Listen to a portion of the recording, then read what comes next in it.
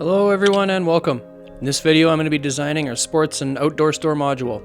Let's go over some design features and put something together.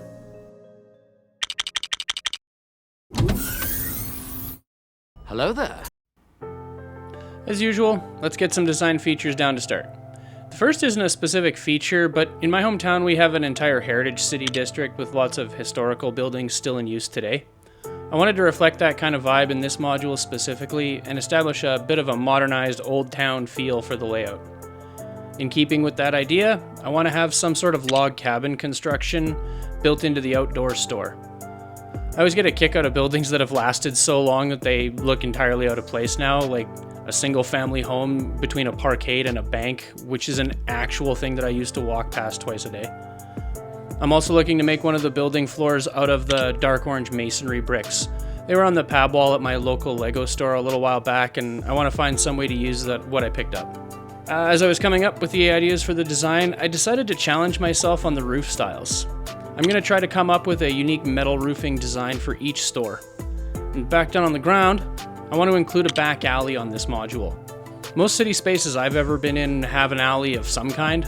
I want to use that space to show lesser maintained areas with cracked concrete and trash piling up. And finally, above the back alley, I'm going to have a classic wrought iron fire escape to the exterior of the building. It's a big list focused mainly on exterior details, but let's get started. First things first, I need a base to build on, so I'm putting together a mills plate. This module will sit above the underground section, so the bottom is made of regular plate. I'm using 8x16 light gray plates along the back of the base to give a rough outline of the back alley. I throw a couple of studs of sidewalks along the opposite side, and with the base complete, I can start laying out my buildings.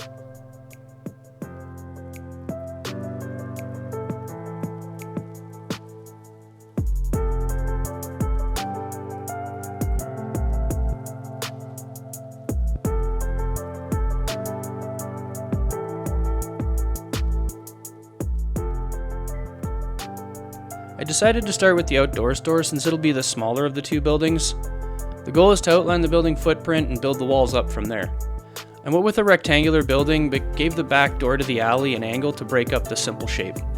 I'm going to use the white outline color and make the main wall out of the dark orange masonry bricks that I wanted to use.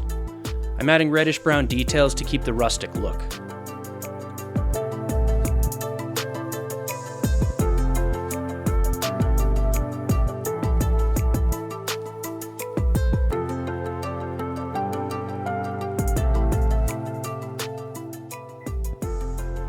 I capped the back door with a bright light blue curved slope for a small awning.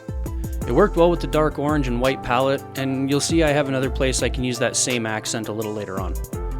But before that, the rest of the walls need to be filled in.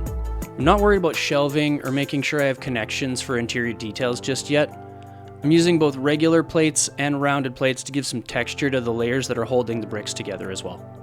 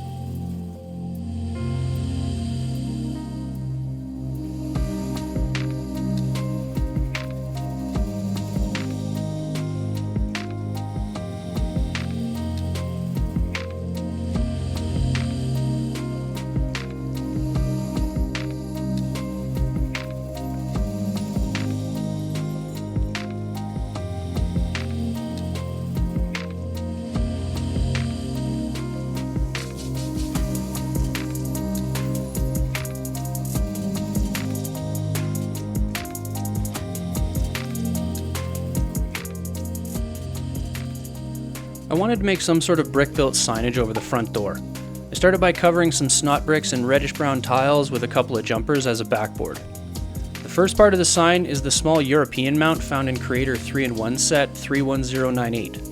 And next to that, I use a 3x3 wedge plate and some wedge tiles in that bright light blue from before to make a tent for the sign. And lastly, I have to finish off the back wall with a spot to attach some stairs later, but otherwise that completes the basic structure for the outdoor store.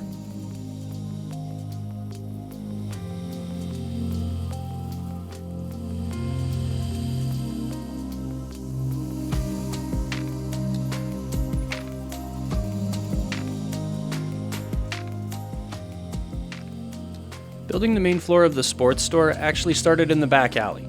The first detail was to snot build a small section of masonry into the mill's work. This is going to function as a slightly raised step for the back door to the store. I also adjusted the trim bricks to match the alley's concrete. This part isn't necessary, it's just something I like to do. I then closed up the plate on the alley and started to outline the building.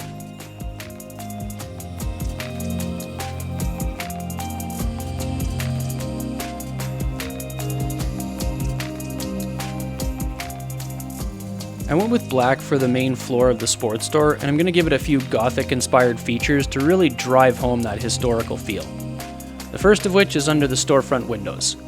I used the 2x2 turntable base pieces to decorate the front with a similar round design to what is seen on stained glass windows of that architecture style. I also set the door in a few studs to give it an old vestibule-style entrance.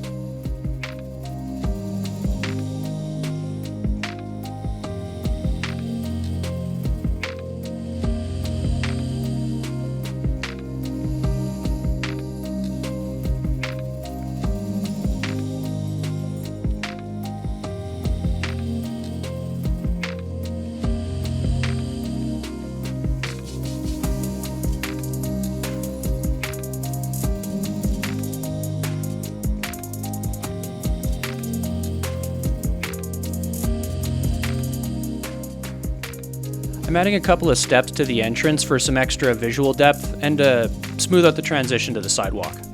Because it's a sports store, a bike rack out front seemed appropriate, and I also flanked the entrance with a couple of shrubs that use the afro hairpiece in green. I know this came from a Lego set, but I cannot remember which one. Leave a comment below if you know which one it is.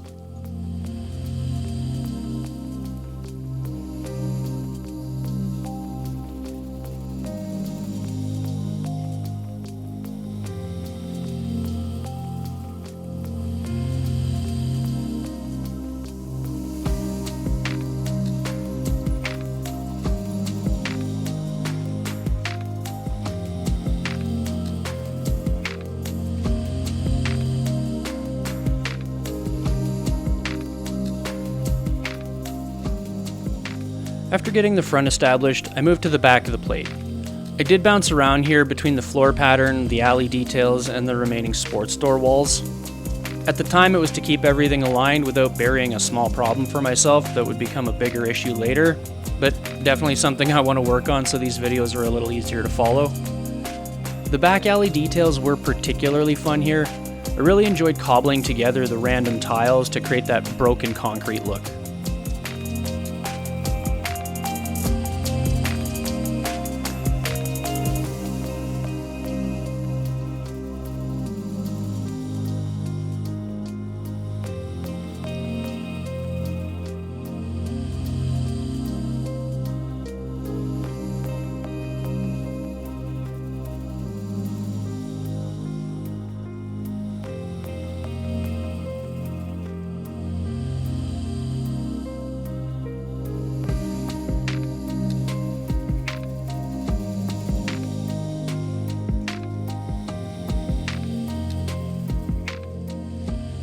The equipment displays will require a good amount of connection points on the walls in this building, but I'm also going to use brick-built stairs. Those will need a series of snot bricks along the back and side walls too. Most of what I'm doing here is making sure all of that is going to line up properly.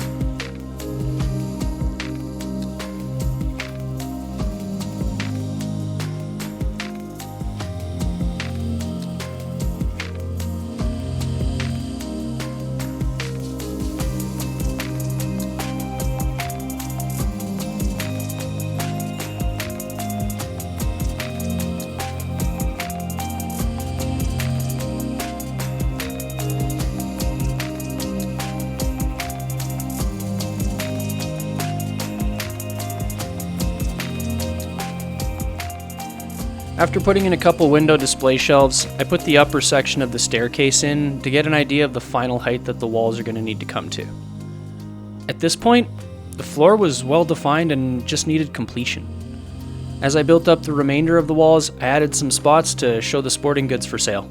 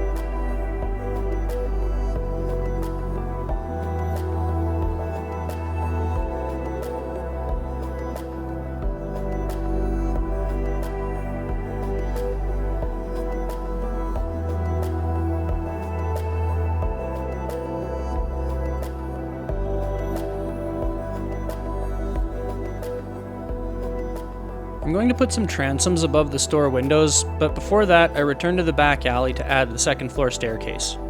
I'm using reddish brown again to keep those wooden details consistent, and I also use the space underneath the stairs to add boxes and other trash for some realism. As I was building, I made a small space in the bottom of the stairs for a rodent to take up residence.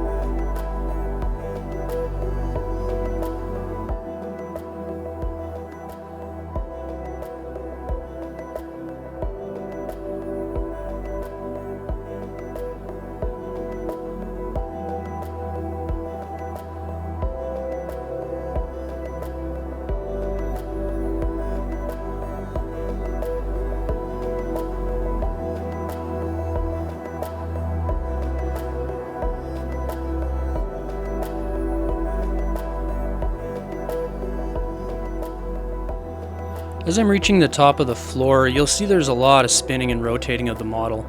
This is all to get everything lined properly and make sure that my Lego math worked out. The same process happens after finishing the transom on the front windows as well.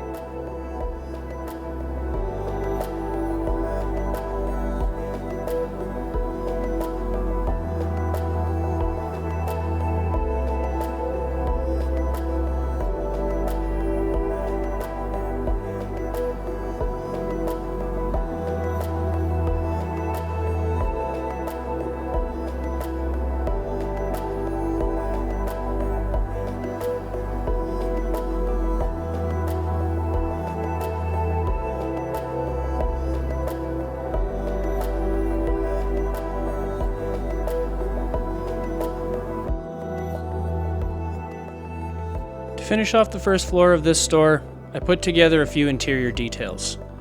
The checkout counter was first. I didn't want the typical right angle counter, so I used a 2x2 wedge plate to get a 27-degree angle, and ended up doing a lot of fiddling to get everything to work from there.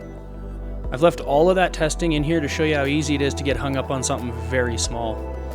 Eventually, I figured out something that worked and put it in place. I also needed a point of sale display because all stores have them next to the checkout counter.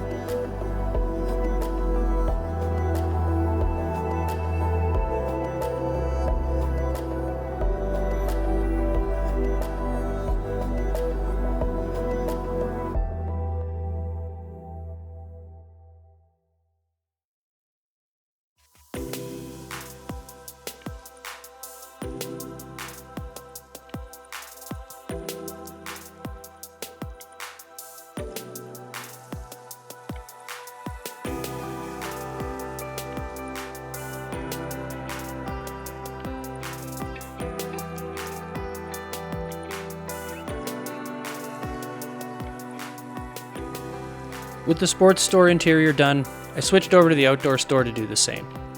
I decided to focus on hunting and camping supplies as the sign out front suggests. First are some fishing rods on the wall. Credit to the Bricksculpt channel for this design. Chris has a lot of excellent tutorials and does great detailing. I highly recommend checking out his work. I'll have a link in the description. For the space over the front door, I leaned into the hunting side of things and decided to build a trophy. Being a proud Canadian, I had to make it a moose, and I think it turned out pretty well. Like a real moose, the antlers are large and awkward, but I had to make sure it didn't interfere with the floor above once it was placed on the wall.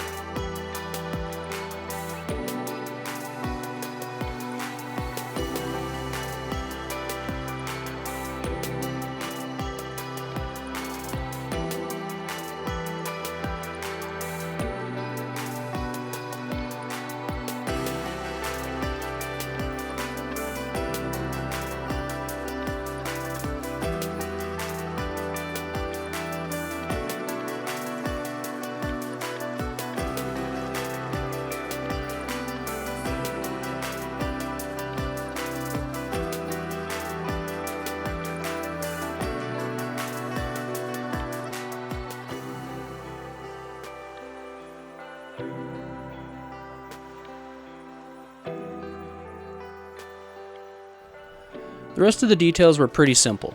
A few shelves and wall hooks for some usual outdoor gear like backpacks and hats. I built a small corner shelf for pots, pans, and other cooking supplies. And I pulled the camping stove from set 60182 as well. It fit perfectly here. The last mini build needed was another checkout counter. I tried to give the small counter a bit of an antique look, so I chose reddish brown with a chrome gold trim line. I used light nougat for the counter so it didn't look too pristine, and I'm going to pretend I didn't put those tiles on backwards and just notice it while I was making this video. Small stores like this where I'm from often had an antique till, and the one from the Tudor corner set was ideal. A couple of the more dangerous goods are kept behind the counter, and that pretty much does it for the first floors.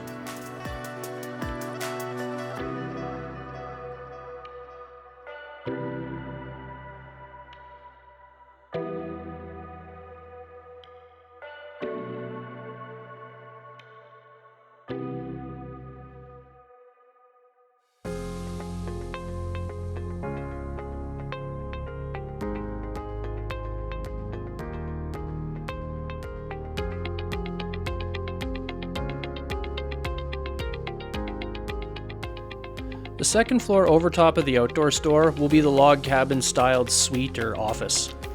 The construction starts with a layer of white plate to bind the floor plates together and connects the design to the structure below. The remainder of the structure will be done in reddish brown to keep that wooden look, with lots of palisade bricks for texture as I go. The majority of these will be installed horizontally as logs would be. I'm also planning to give this a traditional log cabin look where the logs go past the corners on the end walls. I believe it's called a Swedish cope finish, but don't quote me on that.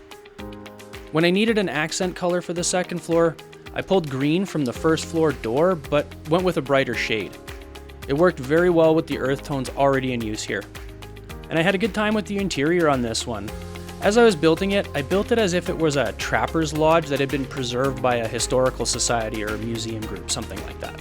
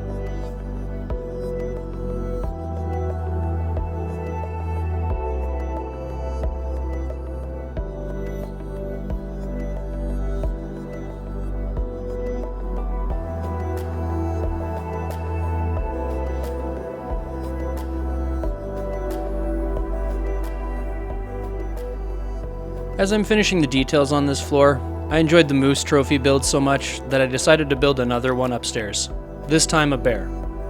This design, however, comes from BricksFanUY over on Instagram. I'll have a link in the description below. I changed the nose tile to a 1x1 half round on this one. With that last item up on the wall, I turned the whole thing into a submodel and placed it on top.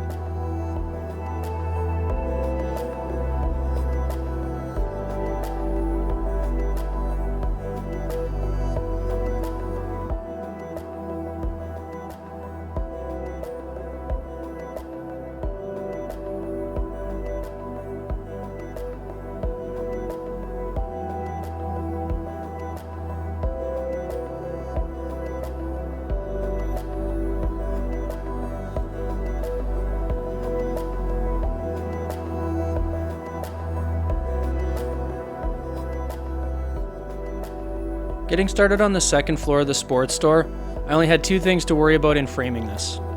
First was the staircase to the lower floor, and the second is the staircase on the outside of the building. The second issue ended up affecting my corner design more than I had anticipated. You'll see that it immediately gets a rounded profile that is different from all the others.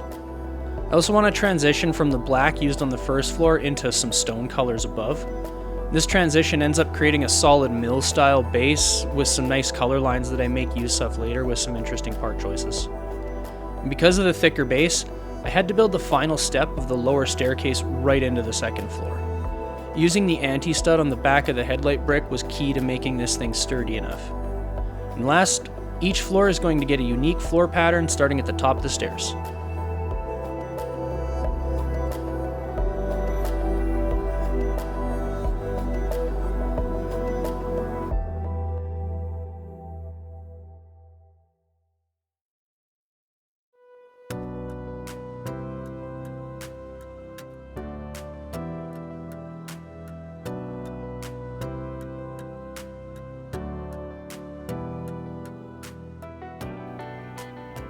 For the exterior walls, I'm using tan as the primary color. It's the best option to look like old limestone, and dark turquoise for an accent. The dark turquoise is a color I've seen inside several historical structures, and I think it worked really well here. I'm using stacks of snot bricks in the corners that will hold stone columns to decorate the outside, but I'll get to those a little later. And I'm capping off the walls with the same gray color lines that the floor started with. I used the curved window frames in white for the front windows of the building, and switched to flat windows on the backside. One of the backside windows is larger and will function as an emergency exit to the fire escape.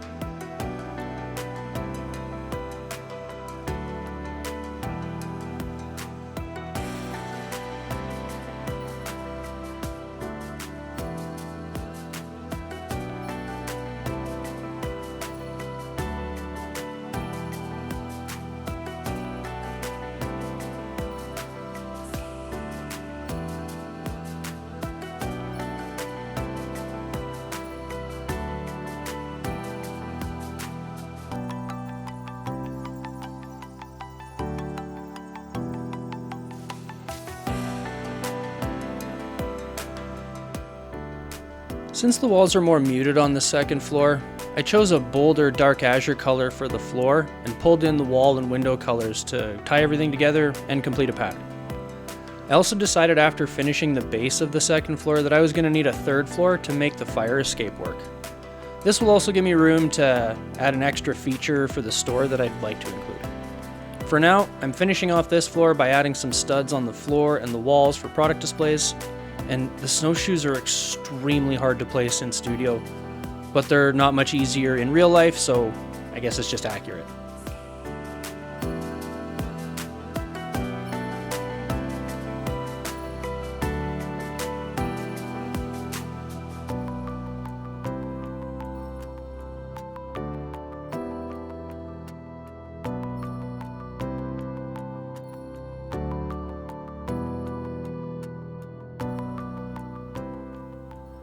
Now I'm onto the stone columns for the corners that I mentioned earlier. I'm going to use the forward-facing build surface to try to create a carved stone look. I took care of the modified column first. For that one, the bottom needs to be held close to the edge of the base because of the outside staircase. I'm using 1x1 half-round slopes down the sides with ingots and slopes down the middle to create a texture for the column faces. The Technic bricks on the top will hold the end cap. The other three columns are mostly the same, except that they will have an end cap on the bottom that mirrors the top. For that end cap, I came up with a neat way to use a couple of Technic wheels and a round connector block. I stacked the three parts together on a couple of long Technic pins and made a nice round corner that matched the color lines of the masonry sections between the floors.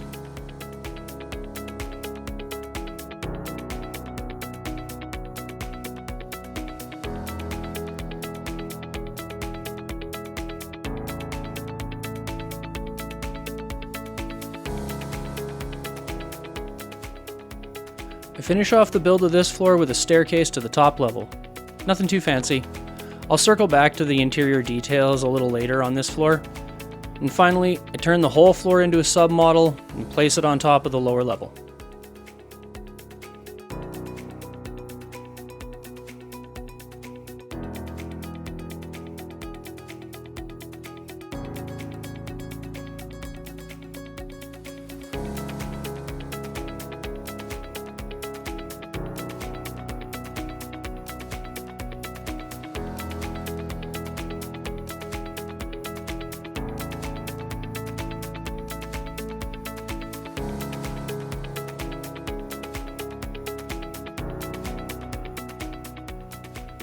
The third floor of the sports store is very similar to the second. This floor will be a bit shorter than the second level to keep the exterior details consistent. Otherwise, the basic shape and build are mostly the same. This third floor will be home to the service counter where customers can come and get fitted for some gear, get their equipment set up, or get a trophy made for a local competition. I made sure to include a variety of tools and other accessories that one might find at a customer service area like this. There isn't much else to cover that hasn't already been mentioned, so I'll step out of the way and let you all enjoy the build for a few minutes.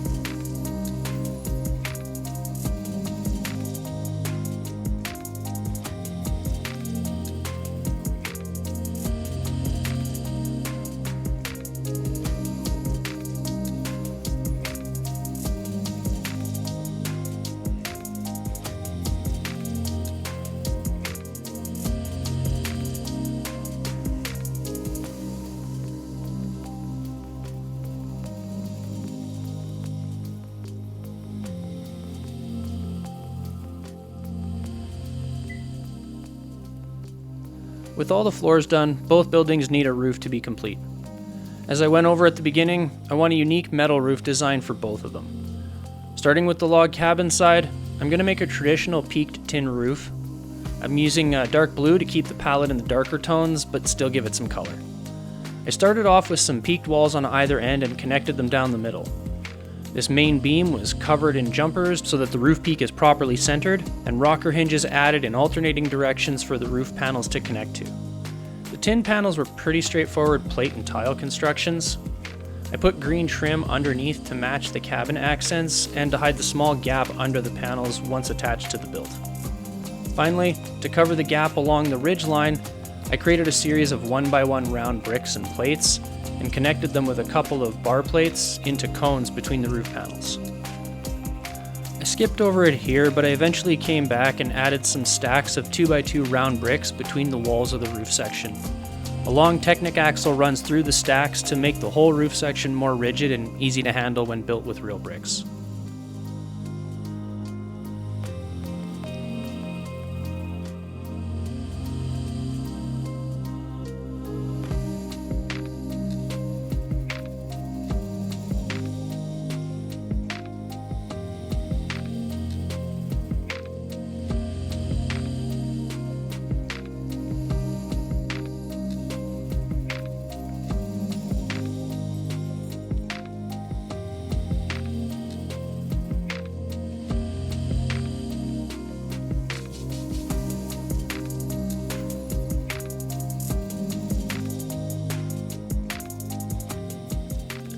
For the larger roof, I'm going with a more ornate style and will be using sand green for the look of older oxidized metal.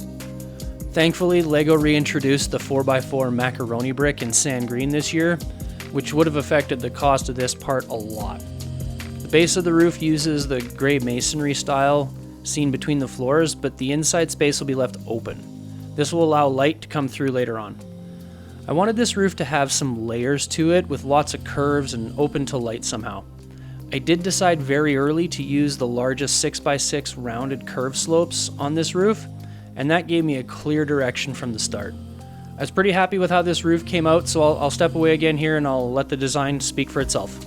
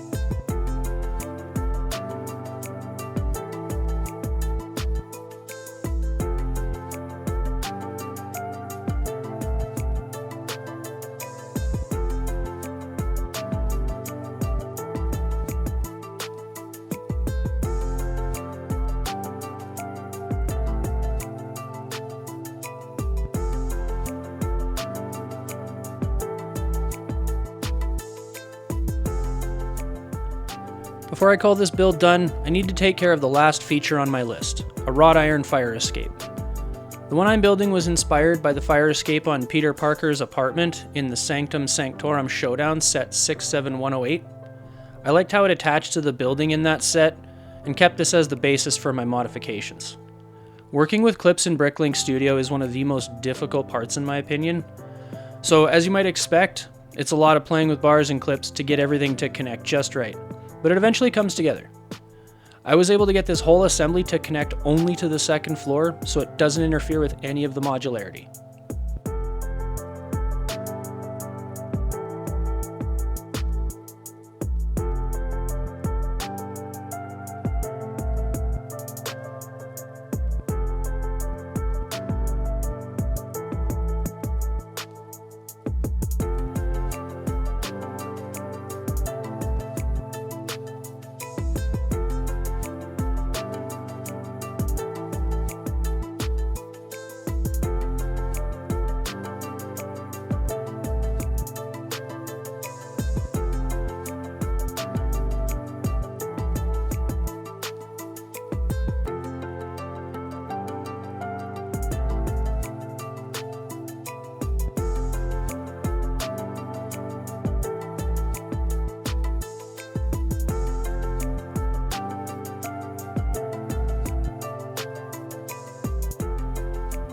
That's it for this one. We finally made it to the end.